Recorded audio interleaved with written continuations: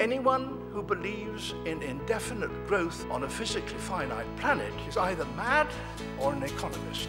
We don't want to focus politics on a notion that involves the rejection of principles around which a large majority of our fellow citizens organize their lives. We are not as endlessly manipulable and as predictable as you would think.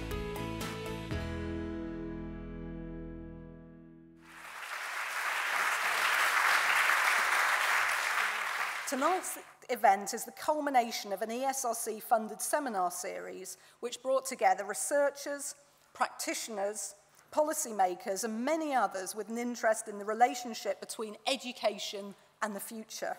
This work that I'm about to talk about is the culmination of a good year's worth of discussion amongst education researchers, researchers from of the future studies field, and a range of practitioners in various areas. Ideas of the future matter in terms of constructing the policy framework that we're operating in as educators, but they also structure the sort of day-to-day conversations, the nuanced interaction that we have in classrooms and lecture halls.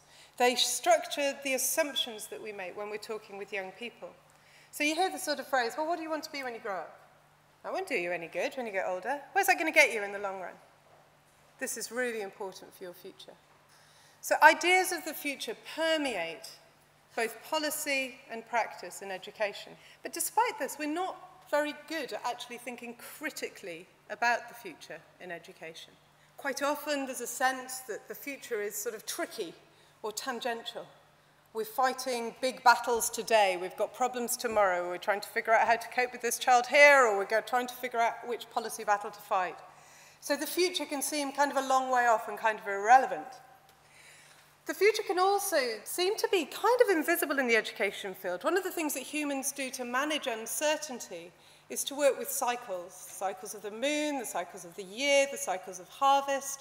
There is a sense that cycles are kind of little jetties into the future to control uncertainty. And if there's one thing that education is, it's profoundly cyclical.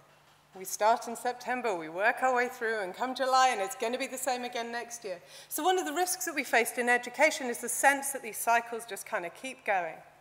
So we're not great at thinking critically about the future in education. There's a sense of the future as unknowable. We've got this notion of radical economic uncertainty.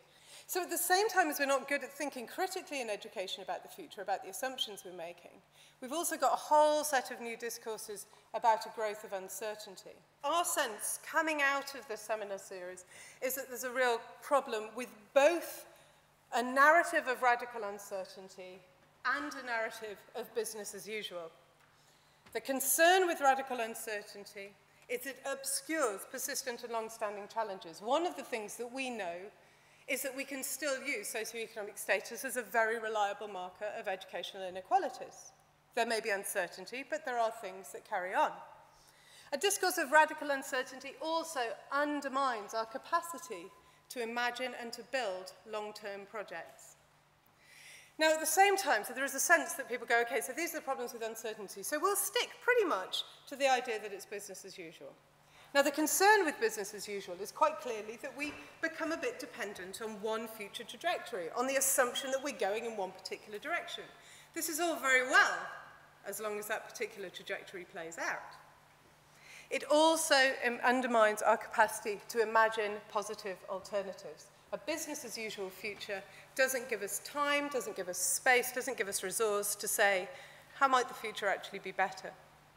So what we're seeing, we would argue, in schools and actually in a lot of universities as well, is a sort of schizophrenic swing between apathy and catastrophe. A sense of, on one level, we're all going to hell in a handcart, and on another level, people sticking their fingers in the ears and going, I'm sure it'll be fine, let's just hang on in there. We're suggesting that we need to start building tools and practices that help us as educators and that help our students to think critically about the assumptions that we're making about our future. And what we're suggesting is that we need to ask ourselves two very simple questions. How open do we believe the future to be? And how much agency do we believe we have to influence it? So it asks us to say, well, how do I locate myself around questions of certainty and around questions of agency? And what we're suggesting is that that gives us 4 different orientations toward the future. So a first orientation, where we assume that the world is highly uncertain and where we've got a lot of agency, might be called, if you like, the building site future. There is a sense the future's open, nothing can stop us building what we want. Now, the opposite quadrant is high certainty, high agency, if you like. The sense that that's the way the future's going and I can't do anything about it, or I'll just depend on somebody else to take me along. Alternatively, you've got the route map orientation, high certainty, high agency. That's the way the world's going and I'm going to figure out how I'm going to respond to it. And the final one might be into the mist, high uncertainty, low agency. Key question, who's in charge of this bus? Where's it going? So one of the questions that it might be useful to ask yourselves is, where are you locating yourselves in these quadrants? And how helpful is your location in those quadrants? So really all we're trying to do with this tool and the discussions we've been having isn't to, if you like, replace one vision of the future with another one. What we simply want to do is to ask, how do we better equip educators, students, ourselves, to think critically about the assumptions we're making about the future? And we want to ask which orientations are most useful to students and educators and when? How well are we equipping young people themselves to explore these different orientations? And how can we move between this oscillation between panic and apathy, radical uncertainty, or business as usual?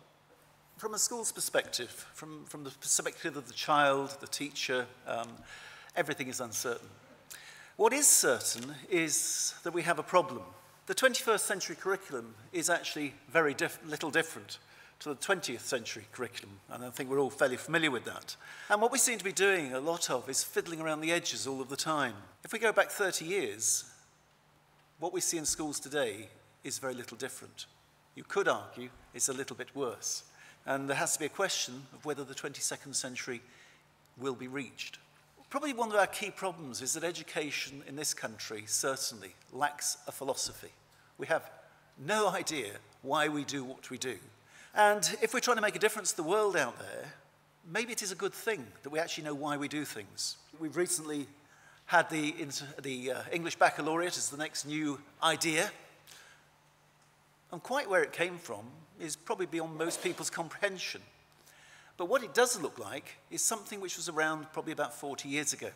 So if our philosophy is to keep going back in time so that we don't ever have to face the future, then everything's fine. We're going in the right direction.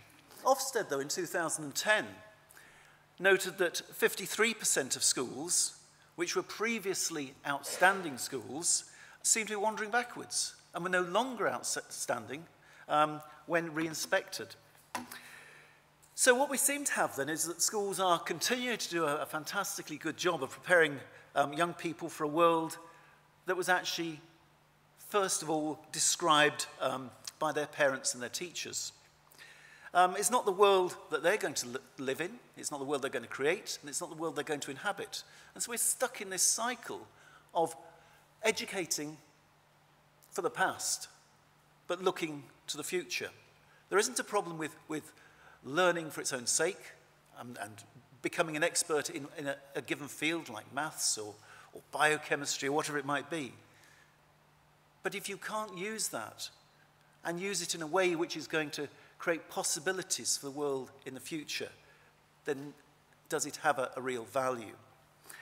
We have another problem. And that is, even if our philosophy was well grounded and a year from now we had this connected curriculum which looked at the skills and the competencies that learners need in the 21st century, we have a time lag. And the time lag, of course, is that the teaching profession is not skilled and equipped to cope with it. This current setup in terms of teacher education isn't equipped for that either. The new teaching schools won't be equipped for that. If we changed everything tomorrow, it would be 10, 15, 20, 30 years before the profession would be up to speed sufficiently to begin to make the difference. We seem to need a shared language around learning. We don't have it. We have this idea, I suppose, that there are a number of fundamental issues. One is around professional capacity. One is around the understanding and the need to develop student-centred learning environments. And yet you use those terms, student-centred, and straight away there is a political position that says that's not a very good thing. And yet logically and philosophically, it is all around the learner. So student-centred learning makes complete sense. The need for a new pedagogy. It's been around for probably about 2,000 years, slightly evolving, probably not going too much further forward. So what is this new pedagogy which transforms learning so that our learners, as they become adults, can transform the world? And probably more importantly, we need to encourage new relationships. Relationships between different sorts of communities, which actually look at this thing in a global entirety. The more we stay nation-centric, the more certain I am that those uncertain futures, which are pessimistic, will actually come to pass. We have no choices about the future. We are in it every moment that we go from day to day. And we have to ask ourselves, what can we see as we sit on a swing, going backwards and forwards in the child's experience, yourself on a swing going up to the highest point where you could see into the distance a long way. Being on a swing is a bit like being in education. From one decade to the next, we swing from one end to the other. And there are, after all, only two certainties.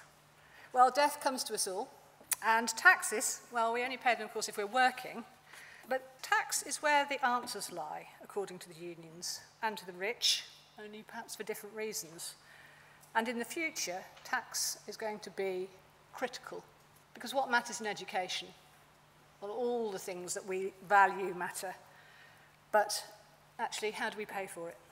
If this is where we are, after years of investment, then surely it's not about money, it's about how we've spent it. And in the next 15 years, what's that going to look like? If we look further back, it's fascinating to see that actually nothing has changed. Even to the point where the 6 standards of education that were established in 1870, if you look at Standard 6 there, match quite similarly, interestingly, to Key Stage 2. So, why do we keep going back to the same thing?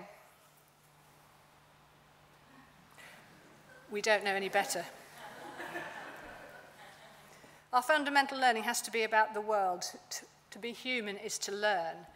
If we shape education, we have to have an ethical position in doing that. We have to think about the core, and we have to think about how the littlest of our human race are going to understand the world that they grow up in.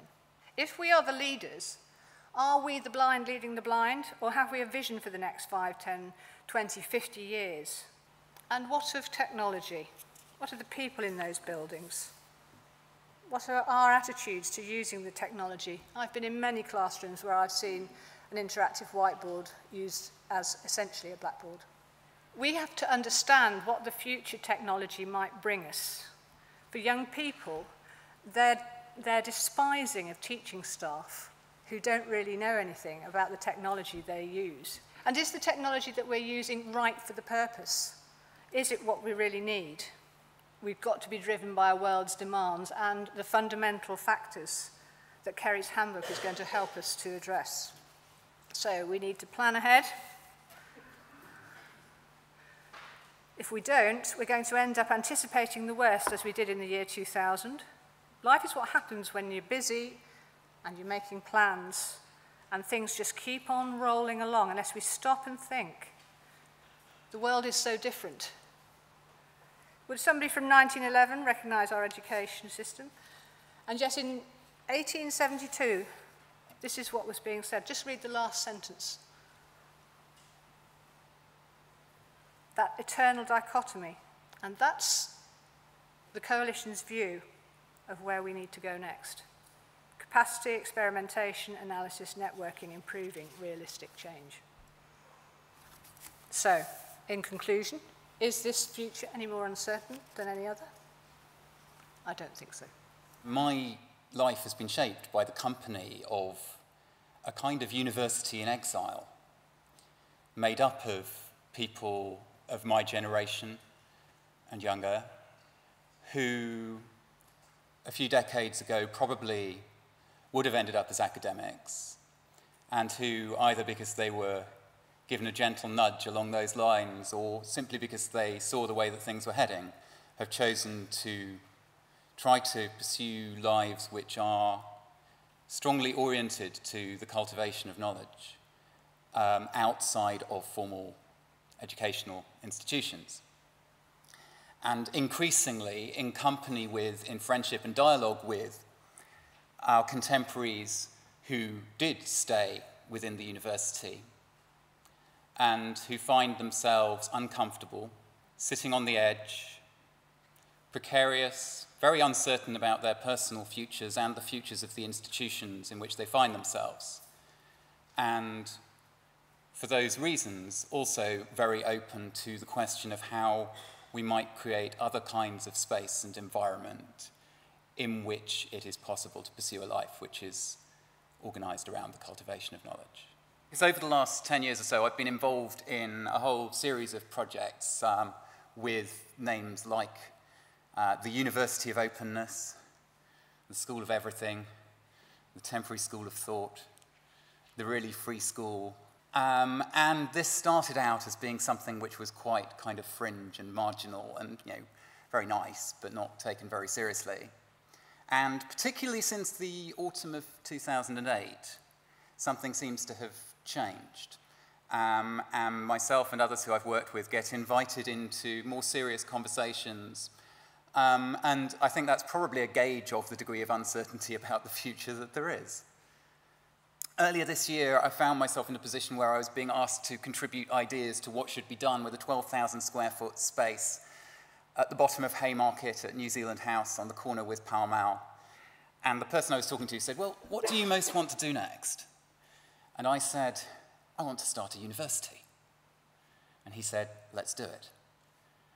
And so this September, we will be opening up that space and starting an experiment to create a new kind of university. So just briefly, I wanted to share sort of 3 principles for living with and working with uncertainty that I think characterize the way that the group of us are working. The first one is to reframe it as a moment of possibility. It would be very easy to take the situation of, 10 years ago, it would have been worth staying in academia, now just get the hell out of here, and simply view that as a story of loss, which it is, and a story of institutional decline. But what I've seen over the last 10 years has actually been a flourishing of a culture of informal learning and public thinking, aided by the new networked technologies that have become part of the fabric of our lives, but not in the sense of creating campuses in Second Life. The core of it is still about coming together face-to-face, meeting people, engaging in conversation and reflection. The second principle is to distinguish the way that we happen to do something from the thing we're trying to do. So in a situation of change and uncertainty and disruption, we tend to defend the things that we value about the institutions that we have and that are under challenge. But those institutions and those shapes are not necessarily the only way in which the thing that we value can be hosted and can exist. And so I think it's important to ask the question of, what are the fundamental social goods that a university provides? And my very provisional answer is a community within which people can live lives which are organized around the cultivation of knowledge, and a place where a wider proportion of people can go for a significant period of time at some point during their life to pursue a particular course within that. And I think there's a lot of room for some very different looking things to what we think of as a university, which could nonetheless host that kind of fundamental social good. And the final approach is to give attention to the things that we depend on, but don't like thinking about.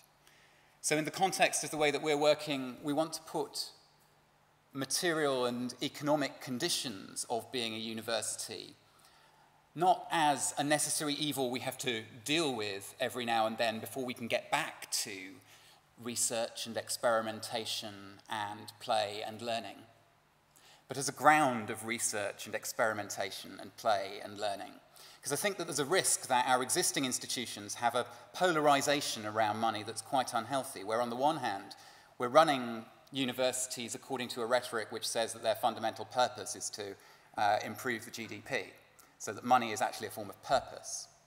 And on the other hand, we have an academic culture where we don't like to think about money very much at all, or about what the economic conditions are that make it possible for us to have these careers.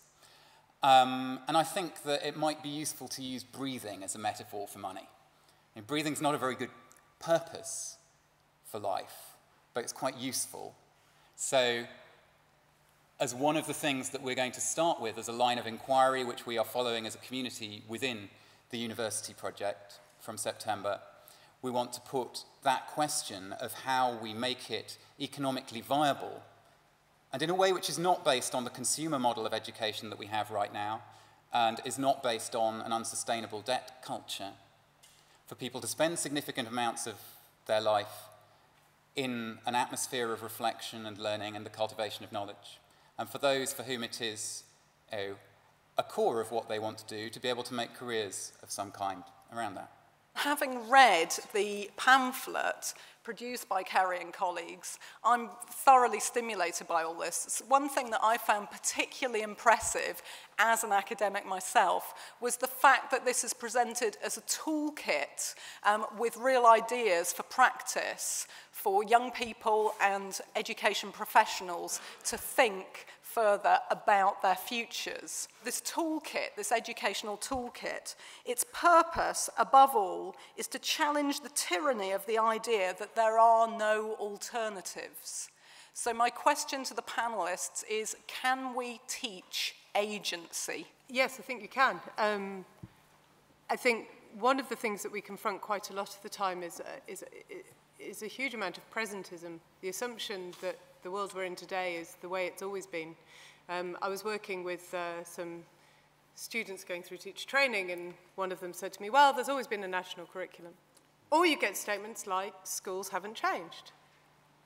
And actually, the questions we have to ask are, well, what has changed? And one of the things that's changed massively over the last 100, 150 years is, for example, my education. You can't, as a woman, stand up and say, nothing has changed in education. So I think there's a huge amount of ways in which you can start teaching agency, and it's about making visible possibilities. One of the reasons that I enjoy the way Dougal works is that he looks for the cracks and the opportunities. So I think you can mobilize the world of design to say, you know, how do we act? How do we identify where we might find the cracks? If we're interested in building agency, it's also about understanding how we act in things together. There is nothing more disempowering than the assumption that you've got to figure it all out on your own. And I think one of the really powerful conditions that we're working in at the moment is a condition of network digital technologies, amongst others, which allows you to find other people who are worried about the same sort of stuff that you are, or excited by the same sorts of things that you are.